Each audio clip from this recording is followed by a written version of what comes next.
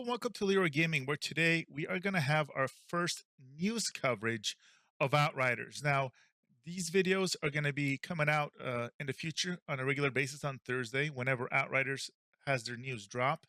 Today, we're going to be looking at the potential changes to legendary drop rates. We're going to be looking at mods that need some changing. And we're also going to be looking at some of the fallout and still misunderstanding when it comes to defensive stats, defensive bugs that have been fixed versus defensive bugs that potentially still potent. Now, two things to note with these videos. My goal here is to cover in a timely manner all the most important information that's going on with Outriders while adding my particular perspective as somebody that has extensive experience with the game, so you can get a professional opinion on somebody that hopefully knows what he's talking about. Additionally, very, very important note here. If you're looking for a channel that bashes people can fly, Outriders, negative commentary, which I know gets tons of clicks. People just love to see people bashing on games. This is not the channel for you. I am here to provide objective feedback, sometimes subjective feedback as well. Constructive criticism, yes, but I'm not going to bash on the game or bash on the developers or anything like that.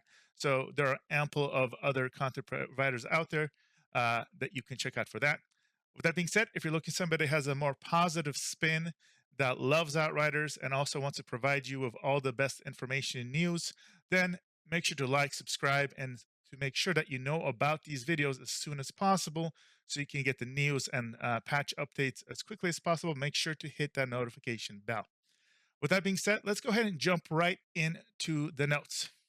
So we're going to be jumping right into the first notes when it comes to damage reduction and survivability mechanics. So I'm going to read over what this is saying, and then I'm going to explain to you guys a little bit more in case there's some confusion. So damage reduction and survivability mechanics. Outriders has a number of mechanics, including shields, armor, resistance, spike damage, protection, health guard, gate, and more that all work together, calculate how squishy or tanky your particular character is in the face of certain damage. However, as mentioned above and observed in a few discussions recently, these mechanics are not 100% clear, and in some cases, e.g., spike damage protection, death protection, and invincibility, are secret mechanics with hidden cooldowns.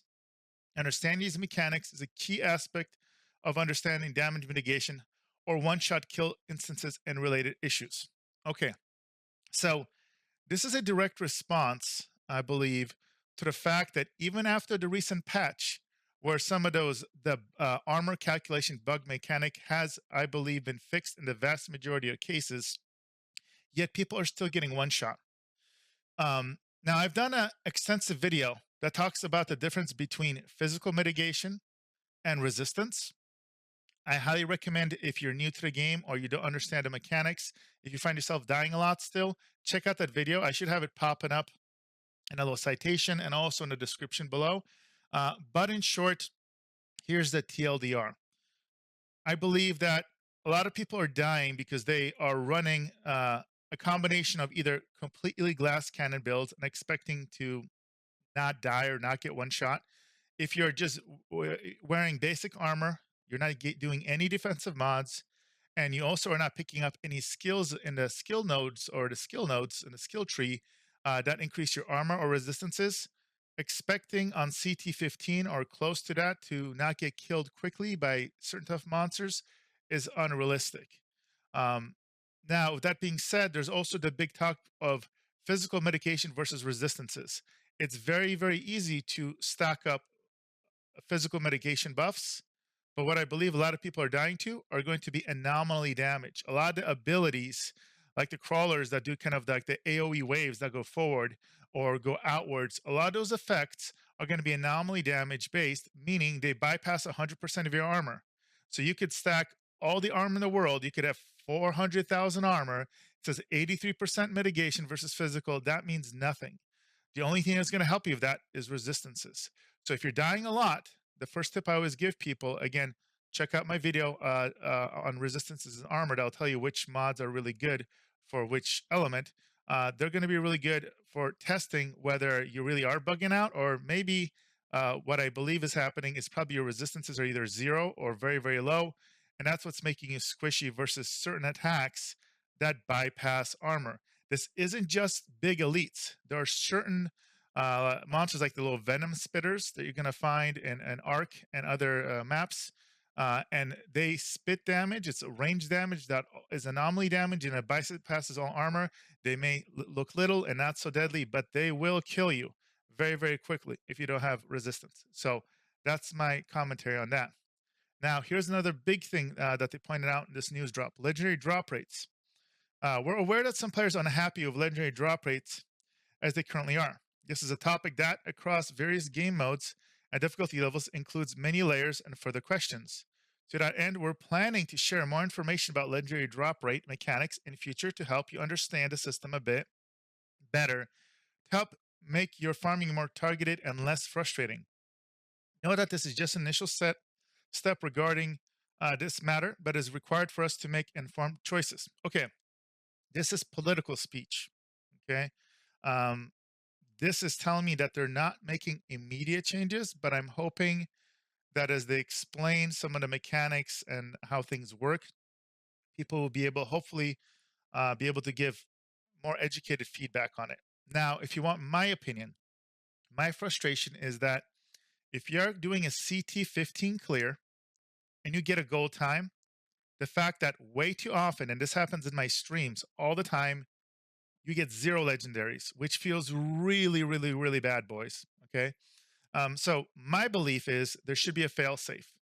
I believe that there should be a minimum, there should be one guaranteed legendary drop if you clear a CT15 at a gold time, and then the additional loots can be percentage chances.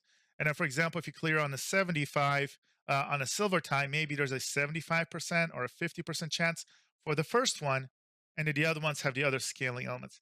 That's my belief. Even that change, I think, would make it feel a lot better when you're running these higher difficulty expeditions. Now, what are your thoughts? Let me know in the comments below if you agree with my recommendation. Is it not lenient enough? Am I being too lenient? Am I being too giving in my assessment? But that's what I believe they should do. I think it would be fair, and obviously they can apply across lower difficulties, their calculations. But I think most people that are complaining a lot are already running really high tier um, expeditions, getting really good times on them, but yet they're still not getting legendaries. Uh, Targeted drops would be nice too. There's been a lot of talk and a lot of quote unquote research out there, people saying, "Oh, go to certain runs to get certain drops more often." Me personally, I've got now almost 500 hours. I stream 6 days a week. I see a lot, and I we do a lot of different runs, and I don't see any pattern whatsoever. The developers have not said anything about targeted drops. So until they say otherwise, I would not recommend you buy in too much onto targeted drops. But I am hoping it would be nice if they kind of did something like that. Maybe I know I believe Borderlands 3 did this. They said, "Oh, okay, these bosses drop these more often," and then have like on a weekly basis say, "Okay, this week these certain targeted drops are going to have a higher chance of dropping, etc." That'd be really fun. Again, let me know if you like my idea or not. Maybe it's a horrible idea, but copying Borderlands 3 on some of those areas and having like weekend or weekly promotions, or like, hey, better chance of this or that on certain periods, would be pretty fun, and would make the farming process a little bit more predictable, a little more enjoyable. All right. Now let's look at balancing, boys. Balancing. I actually wrote a good. So he wrote a 3,400 word draft thread talking about this. Um, Long story short, here, he was gonna post this, and then because of the big damage bug thing, everything got delayed. I am looking forward to him posting this information. So that should be coming hopefully soon.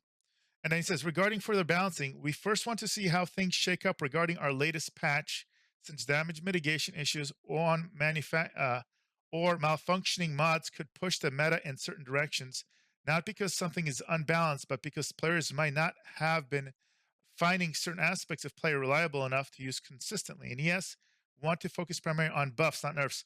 I love this. Thank you. If you see this, people can fly. Thank you. I love the fact that they're not overreacting. They're just not going to the nerf bat with certain popular mods right off the bat as an overreaction. Because A, if they haven't seen already, this gets people really pissed, and it gets them to do negative reviews, negative bomb comments, just out of spite because they feel like, hey, you're not fixing things, you're just nerfing. So I fully support this. Take your time. Um, Balance will be found. Obviously, fixing mods that are broken, set bonuses that are broken is going to be absolutely critical. Because at the end of the day, as they stated in the post here, if a mod or set bonus is broken, of course people aren't using it, or people are using it thinking it's working because they maybe not read the news or they don't go to Reddit, etc. And they're like, "Wow, this set bonus is horrible." Well, it is horrible because it's not working. So again, I'm glad they're going to hopefully focus on buffing and bringing underperforming mods up. Now, there are certain broken mods out there, and I don't want to emphasize them because I don't want more people kind of relying on them. And then all of a sudden, they get mad when they get fixed. And I'm talking about specifically broken mods that are being exploited. Again, if you really want to find out what they are, you can find them out there on the internet. But I don't really want to emphasize them. I don't personally use them because, again, I guarantee you it, as soon as they get fixed, it's going to feel horrible.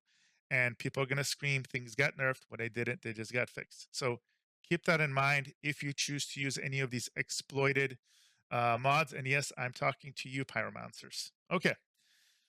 Next, some extra notes here. So, patch news. Our next patch is currently undergoing testing. The intent to release it in the latter half of next week.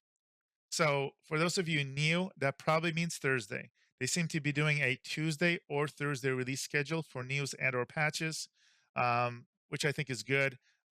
Fridays would be a horrible idea heading into the weekend. So, I'm guessing by this definition, I don't think they're going to come out on Wednesday, so you can probably expect it with an asterisk as long as things are going smoothly next Thursday. But they're saying we'll confirm this news next week when testing wraps up. We will share specific patch notes when it releases. We know our previous patch took uncomfortably long to release, but we do hope to be able to be patching the game much more frequently now. Awesome. I hope what I'm thinking happened behind the scenes is they may have gotten additional funding. This game, again, was not meant to be a live service game. It's technically not. But what I'm guessing happened is they were trying to react. They had these big bugs. They only had X amount of resources. And again, I can't confirm this is not coming from a source, but from using some common sense is ever since um, uh, the publishers kind of said, "Hey, this is we Square Enix in particular are saying, hey, this is a successful. It's sold a lot of copies. We want to see this supported. We want to see whether it's DLC or expansions." I'm assuming they probably said, "Okay, here's some extra funding. Let's make sure we get these things patched and fixed. Maybe get some more people on this element." So this is how I assume they're going to increase the patch rate. Otherwise, with the same resources, this would be kind of a big statement to make because bugs will always happen, fixes will always break other things, etc. All right. And then they said the tech for this package is based on the restoration script we use, and so they're relating. Player appreciation package in particular. So this is currently undergoing testing, and we'll share more info about it as soon as we have a confirmed uh, go live date. This tells me don't expect this coming next week. The tech for this package is based on the restoration script we used, but needed additional coding as we are, for example, attempting to ensure that players would only receive a legendary weapon that they previously did not obtain. This is great, boys and girls, if you're missing that one legendary. I know I'm missing the high roller, which means I better get the high roller. Now, I don't know how they're going to pick which character. I'm going to guess they're analyzing all your characters and then giving you based off that data. And I'm assuming if you've had everything, it's going to randomly pick something or maybe what you found the least frequency wise. So I guarantee there's some weird coding there. Also, the question is, will it be a god roll? I hope it will be because if somebody gets, that weapon, it's like a 77,000 damage. They're going to be pretty bitter. All right. And then I said here, personal note. Well, they're talking about they're going to be out of the office May 31st to June 6th. Um, so they're just saying somebody else is going to be posting it. Simple as that. Now, known issues and issues still being investigated. Troll kicking other players at the end of the expeditions. This is messed up. Um, if you don't know what this basically means is people would run on random people at the very end before they got their chest. They would kick people out. Totally trolling. So here's this upcoming patch will implement a feature that prevents players from engaging in this antisocial behavior. I'm guessing similar to how right now you cannot have people join your expedition when you're in the final room area. They're gonna probably make it that go and disable the kick feature once you answer that. That is my prediction. We'll see if it comes true. Let me know what you think. Do you think my resolution is good? You think they're going to copy it or not copy it, but come up with the same resolution? If not, hopefully they watch this and think of that because I think that's pretty good. Okay, another thing. If you are struggling of the toxic community at all, um, come check out my streams. I stream on Twitch 6 days a week. Twitch.tv, Leeroy Gaming stream is the channel. I do nothing but CT15 carries with my viewers, my subscribers, my followers. It's non-toxic, it's positive, it's a lot of fun. We have a group of guys that are what we call the Outriders. There are people that have some of them have geared up through me helping them out. Some are just really generous individuals that come and help out as well. So we're always running at least one person at a time. A lot of fun. Have helped a ton of people get geared out. So again, if you're one of those people that has struggled, has ever been kicked, come and visit us. Again, it's totally free. You can be whatever level. We've carried a level 2 before through a CT15. Then you can get all your drop pods, 75,000, buy up all the legendaries, and feel really good. It's a lot of fun. Okay. Multiplayer connectivity issues related to rubber banding and lag. This is a huge, huge issue. An upcoming patch will implement better region based matchmaking in order to improve quality of connections players experience in multiplayer. This may lead to an initially longer wait for matchmaking to connect, but the sessions should then be better quality. Players from different regions may still be matched after a certain period of time has passed, which is good as well because eventually, it feels really bad to not get a match at all. We're continuing to work on improving the multiplayer experience beyond this change as well. So please treat this as one ongoing series of steps to improve this experience. I'm gonna read between the lines. I wonder if maybe they're gonna implement dedicated servers in the future. Maybe. My guess is this would probably only happen if they do change their mind and do some sort of monetization, battle pass, something like that. Which again, I'm a huge fan of. I would have no issues. I don't know about you guys. Would not have no issues if they added like a battle pass, a season pass, where they add some legendaries, maybe add a map or two per season.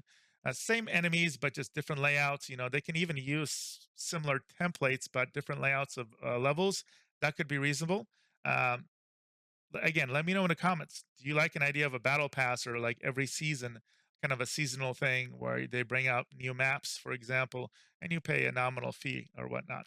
And then in return, they would, for example, enable dedicated servers to help us out. I like the idea, but we'll see what they do. Crashes and memory leaks. Upcoming patches will continue to address occurrences of these and improve the overall stability of the game. Now, finally, let's take a look at specific bugs. All right. So, all items being marked as new when entering new gameplay sessions. This is an annoyance. It's a quality of life thing. I mean, it bugs me a little bit, but hasn't killed anybody's game. But it is annoying when you are trying to figure out what are your new drops, especially if you have a lot of loot, a lot of sets. More than anything, I wish they would just add a way to mark items as do not delete. I don't know why they don't have this. People can fly if you happen to watch this or anybody from that side of things, please add that. That's been probably the biggest request on my streams. Trickster movement impeded when using Cyclone skill and being stunned. That's definitely notified. Hell's Ranger items not appearing for players on the Epic Store. Okay, I don't play on the Epic Store. First time I heard about that. Certain mods not working. Yeah, in particular when you're declined through multiplayer session. This is a big, big deal. As somebody who plays exclusively of other people, this is a pain, especially when I'm making builds, when I'm showing off builds, and certain mods not working. That is very, very frustrating. Also, scrap grenade mod stops working after cutscenes. Okay, so if you've had this happen, this is a nightmare. Will ruin your runs. Very important. If you want to know the fix to this temporarily, whatever you do, what you don't want to happen is after a cutscene, you don't want the reload to be the first thing that happens. So what I always recommend, even before you shoot, use one of your skills. Drop a turret, for example, or whatever. Throw a frag mine. As soon as you activate any other action like that, you should be fine to shoot and or reload, and you should not get this bug. But it really kills this mod whenever this happens. Weapon mod Ravenous Locust does not deal damage if used together with Weightlessness mod. Okay, Ravenous Locust boys. I'm gonna I'm gonna be doing a tier list review of all the tier 3 mods. Don't use Ravenous Locust right now. So this mod, back in the demo days, it used to do that same AoE effect, the same damage, but it had a 2-second cooldown. It got nerfed to 8-second cooldown, but the damage didn't increase. This does not proc enough to be good enough, in my opinion. It's way under damage. It either needs to go back to a 2-second cooldown and let it stack, or it needs to stay 8-second cooldown and dramatically increase. If you compare it to other 8-second cooldown mods, and there's only a couple, the discrepancy in damage is ridiculous. So this needs a major buff, but if you happen to be using it with Weightlessness mod, it doesn't work very well. Okay, players dying with shield active. This is huge. Issues currently being investigated. Rather than shields not properly mitigating damage, this issue may be caused by either the UI not catching up properly, or may be a case of certain shield mods continuing to proc their shield after death has occurred under certain edge cases. Basically, it's saying your shields were already gone, even though it's showing that you had shields, so you thought you were safe and you really weren't. Or again, it was a weird thing where you had already technically died. The server lag was keeping up. Your something of the shield proc, so it showed like you had shielding, but you didn't, and you were already dead. Okay, Trickster Hunt. Prey does not turn players towards an enemy back if aiming down sight immediately after activation. Yep, this definitely can happen. So you teleport and you're now facing the opposite way. Very annoying. Devastator Gravity Jump can cause a player to get stuck. Yep, I've actually jumped into and gotten stuck into rocks, and I had to wait till in a multiplayer session, other people activate the next area and it teleported me out. Really annoying. Doesn't happen that often though. Devastator statue set bonus ends after 8 seconds, which is not stated in the description. Uh, yes, this is a big deal because there it just says whenever you activate the certain abilities it uses, but it doesn't say the duration. And this is a big point to this because I think some people were thinking it lasts as long as the abilities do, which is a lot more than 8 seconds potentially. Technomancer's Borealis set bonus is not applying properly. Yeah. So I recently put out a build, the Toxic Freeze build, that is built around Blighted Rounds as well as the set to do insane damage. And it's very clear. It doesn't always apply. And it feels really bad when it doesn't. And it makes the build feel half-baked. So I'm really glad that this is on the radar. And again, if you haven't checked it out, check out that build. Gear it up, get that loot, because as soon as this gets fixed, it's going to be an absolute insane build. So make sure you check that out. All right, next. Pyromancer's Feed the Flame skill may not properly proc Ash effects in multiplayer. Simple as it is. Revive functionality not working as intended during multiplayer sessions with high latency packet loss. Yeah.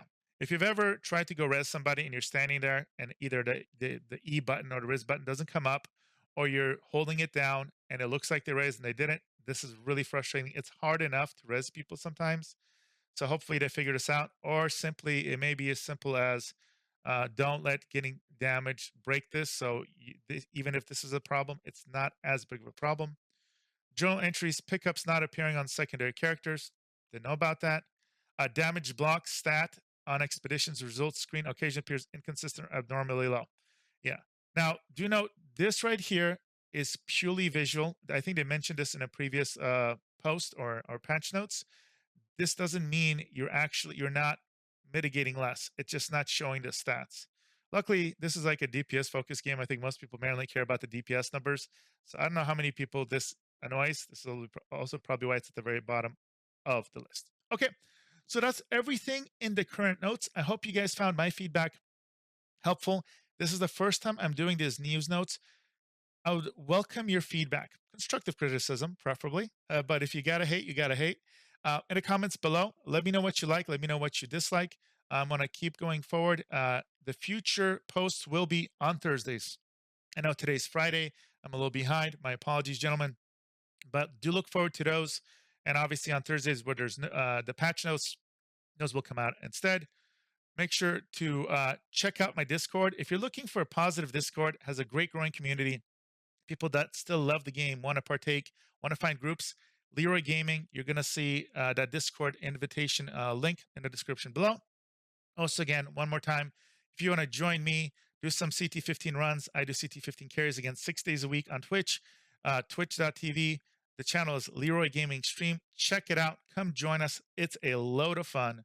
And as always, guys, thank you very, very much for all the support. And I will see you guys in the next video.